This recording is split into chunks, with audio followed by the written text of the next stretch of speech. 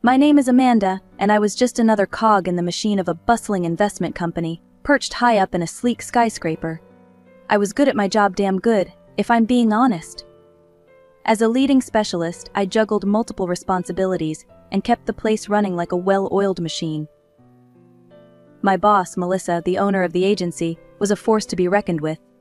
Picture a stern, domineering businesswoman in her early 60s, with sharp eyes that could cut through bullshit faster than a hot knife through butter.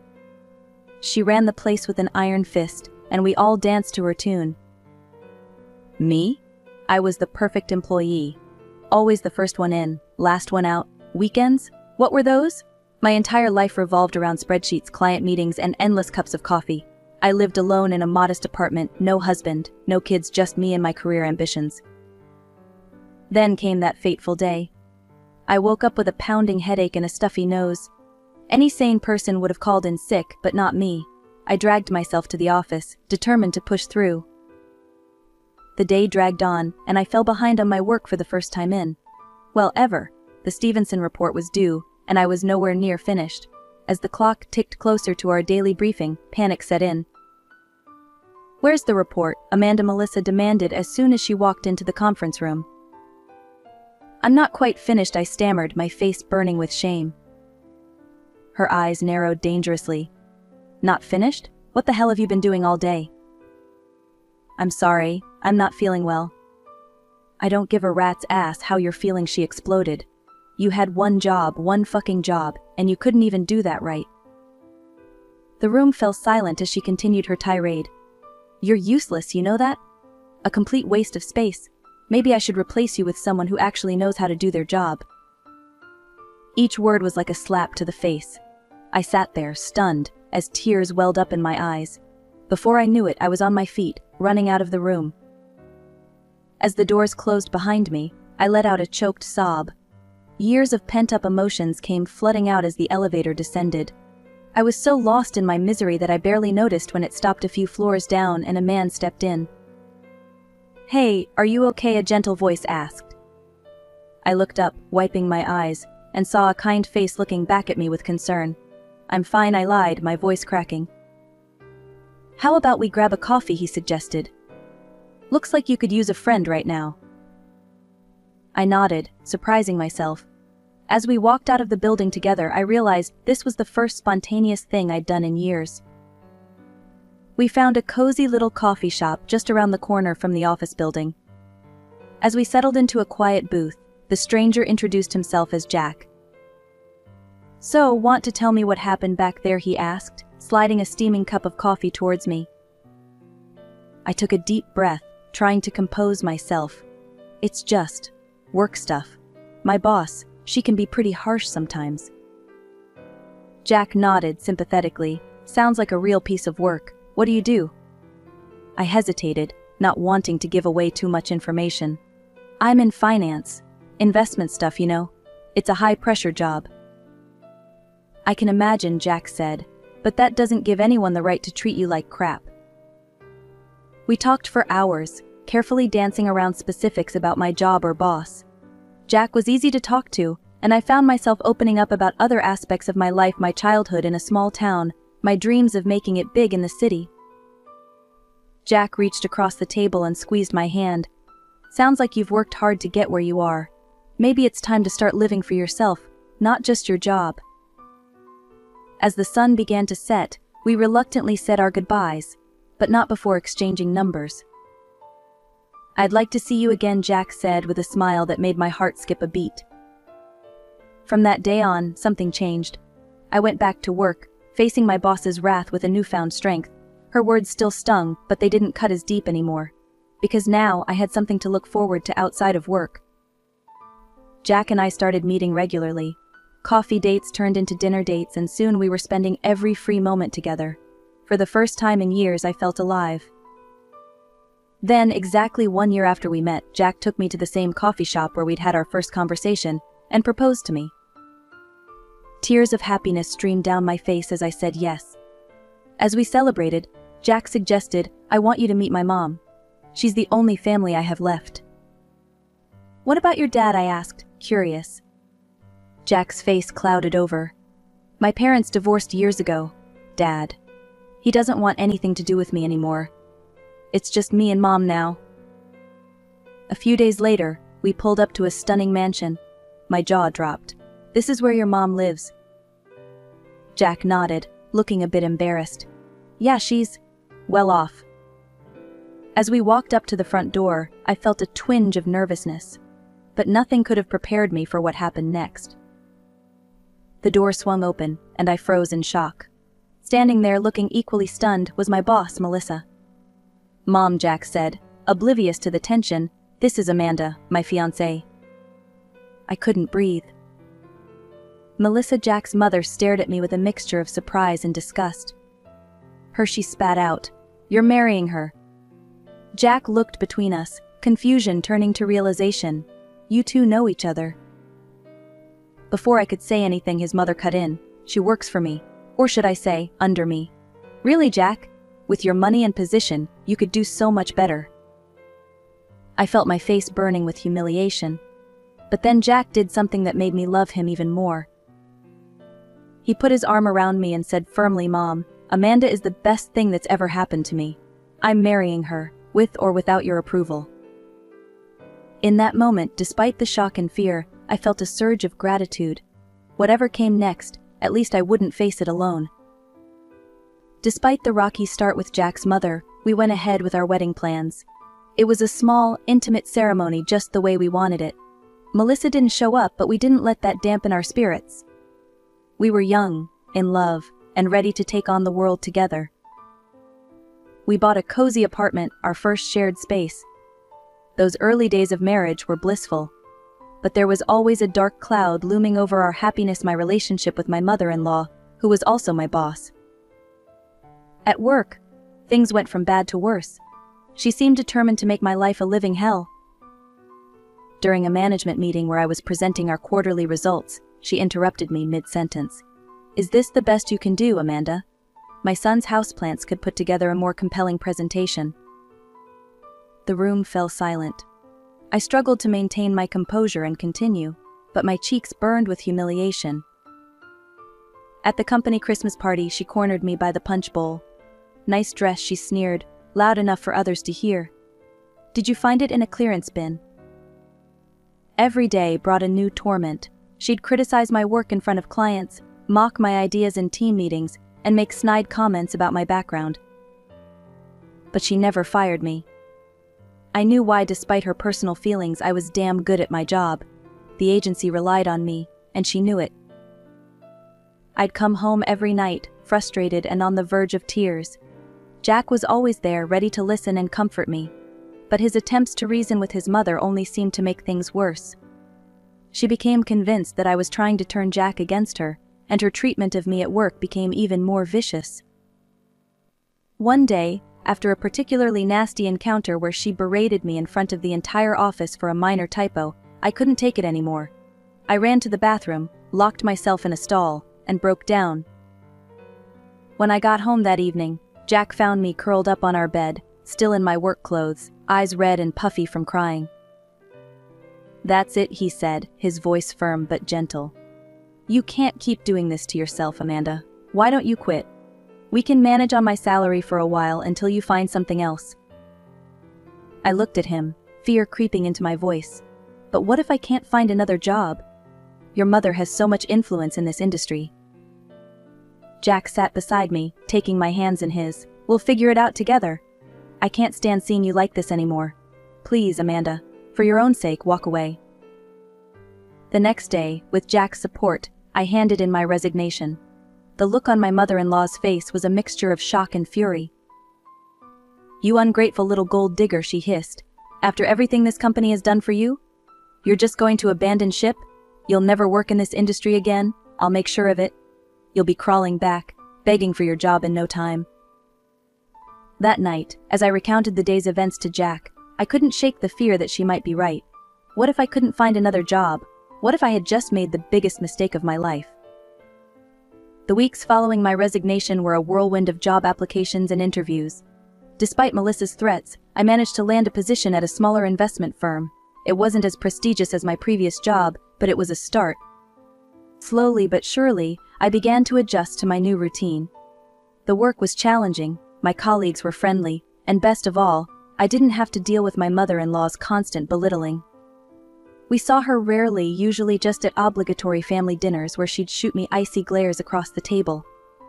Months passed, and I started to feel like myself again. The constant knot of anxiety in my stomach began to loosen. Maybe, just maybe, things were looking up. Then came that fateful day. "Amanda, can I see you in my office?" my new boss, Mr. Johnson, called out one morning. I followed him, my mind racing through possible scenarios.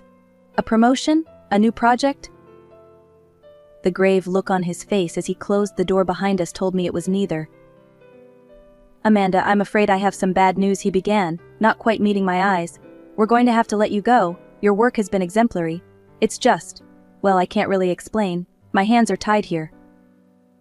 "But that doesn't make any sense," I protested, feeling tears prick at my eyes. "You can't fire me without a reason."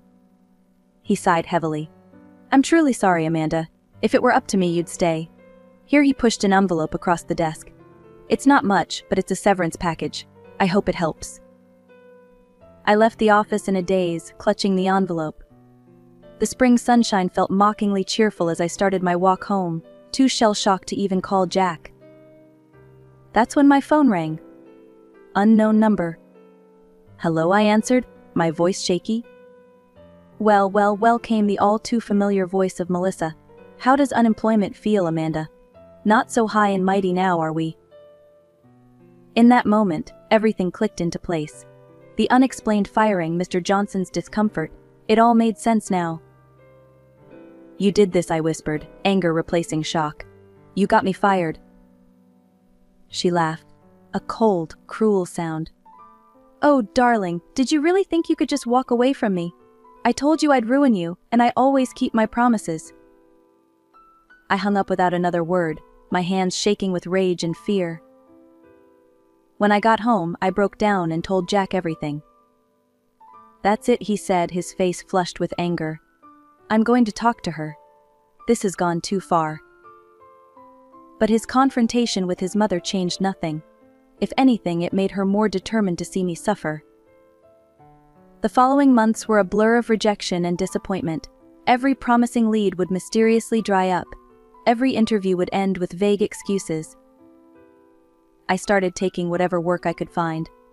Waitressing on weekends, dog walking during the day, even some freelance data entry work. Anything to contribute to our household. Another few months crawled by, each day a struggle to keep my head above water. Then, out of the blue, Melissa showed up at our apartment one afternoon while Jack was at work. My heart raced as I opened the door, bracing myself for another verbal assault. But to my utter shock, she smiled warmly. "Amanda, dear," she cooed, her voice dripping with sweetness. "May I come in?" Stunned, I stepped aside, watching her warily as she swept into our modest living room. "I've been doing some thinking," she began, perching delicately on our worn sofa. "All this fighting, it's not good for the family. Jack's birthday is coming up, and well, I thought it might be nice to bury the hatchet." I stood there, speechless, as she outlined her plan for a surprise party at her house. We could invite all his friends, colleagues. It would mean so much to him to see us getting along, don't you think?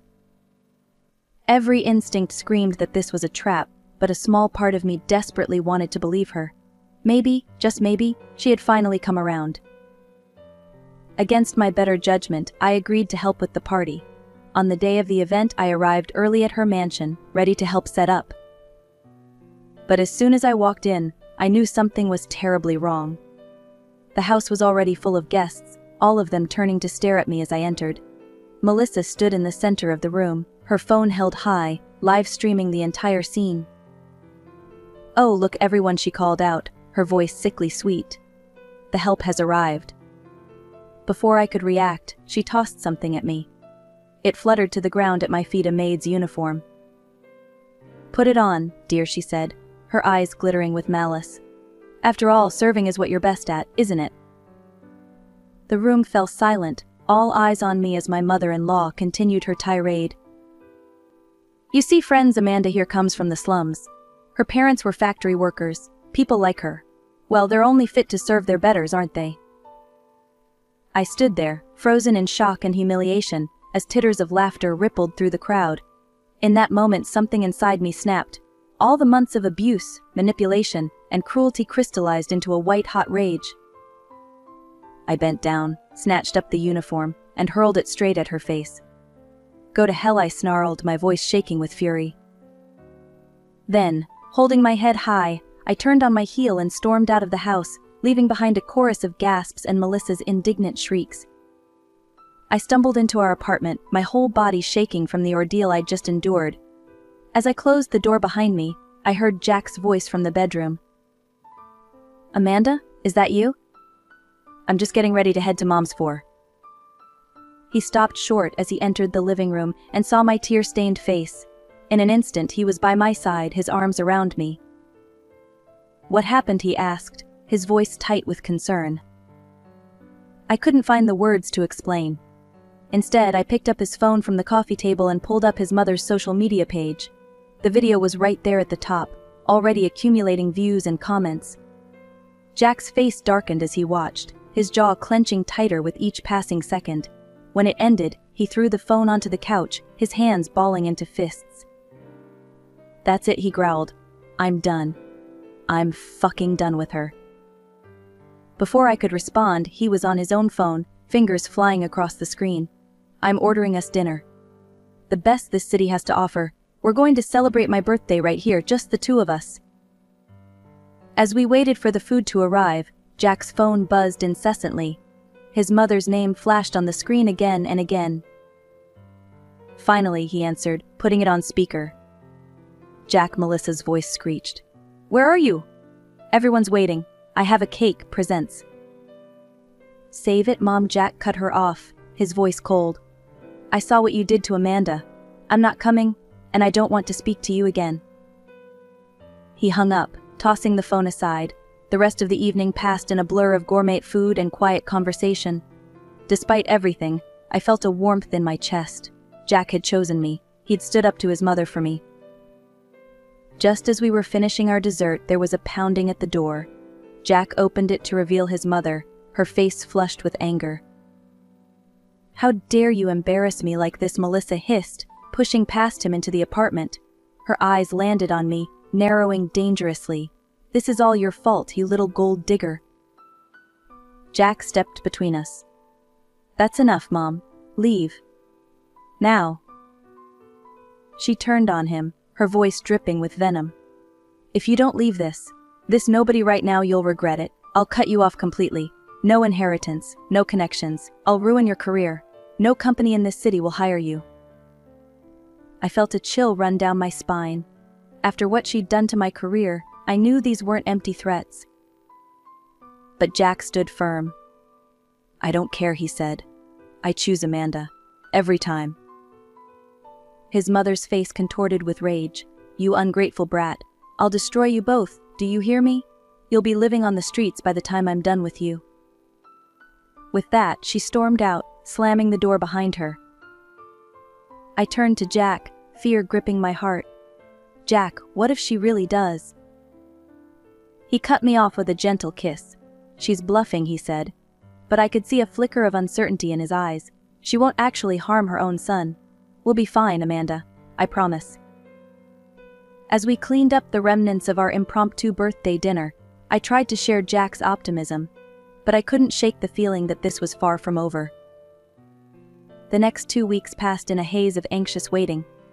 Jack and I tried to go about our lives normally, but there was a constant undercurrent of tension. Every time the phone rang, we'd exchange worried glances. Then, one evening, Jack came home later than usual. One look at his face told me everything. "They fired me," he said, his voice hollow. "Just like that. Seems Mom has some powerful friends, including the CEO. She called in a favor." We sat on the couch, the silence heavy between us. Everything we'd feared was coming true. "What are we going to do?" I whispered. Jack ran his hands through his hair, his frustration palpable. "I don't know. Maybe we should just leave. Sell the apartment, move to another state, start over where she can't reach us."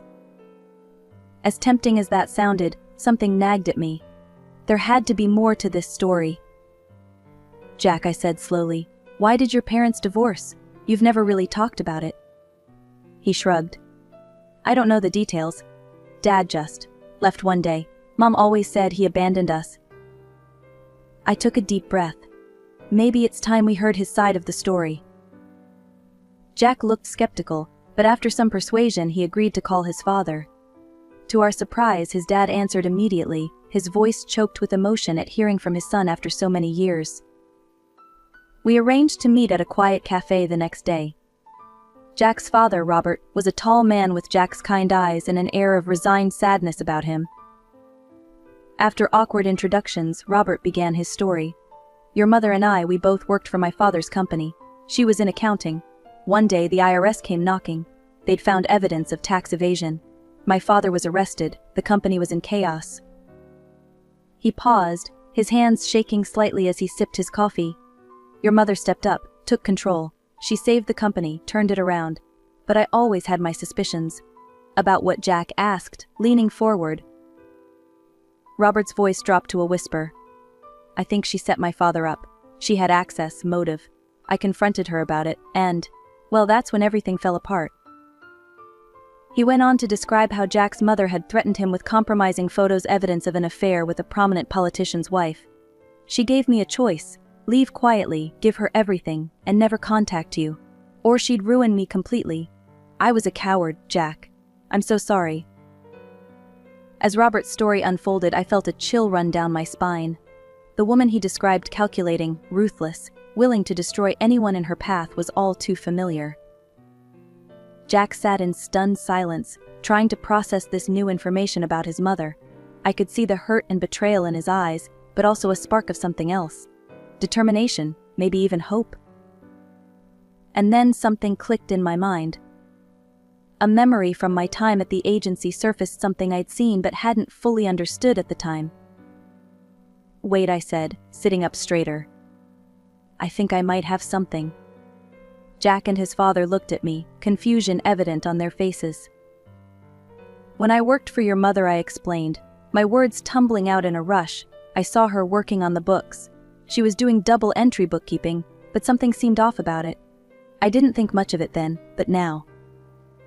Jack's eyes widened. "You think you might have evidence of tax fraud?"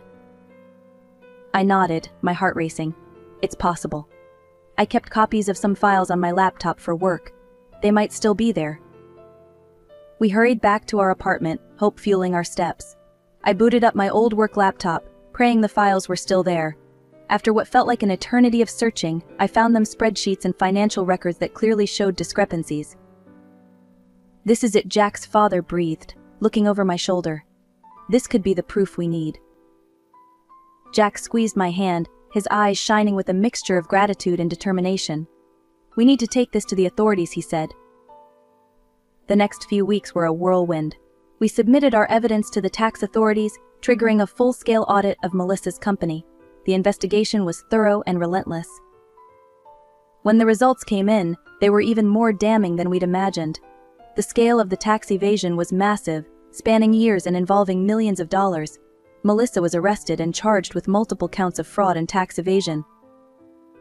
The trial was a media sensation, but we kept our heads down, focusing on rebuilding our lives. When the verdict came in guilty on all counts, it felt like a weight had been lifted from our shoulders. In the aftermath, the court decided to transfer ownership of the company to Jack, as the rightful heir. It was overwhelming, but Jack had a clear vision of what he wanted to do. "Dad," he said, turning to his father, "I want you to come back and run the company. You built this business from the ground up. It's time for you to take it back." Robert's eyes welled with tears as he embraced his son. "I'd be honored," he said. As for me, Jack insisted that I return to my old position. "You're the best in the business," he said with a grin. "We'd be fools not to have you on board." It's been a year since then. The company is thriving under Robert's leadership, with Jack learning the ropes by his side. I'm back doing the work I love, respected and valued for my contributions. But the best part? We're a family again. Robert is a constant presence in our lives, making up for lost time with Jack and becoming the father-in-law I never knew I needed. We have weekly family dinners, filled with laughter and love, a far cry from the tense, miserable affairs of the past. As I sit here in our new home, watching Jack and his dad pore over some business plans, I can't help but marvel at how far we've come.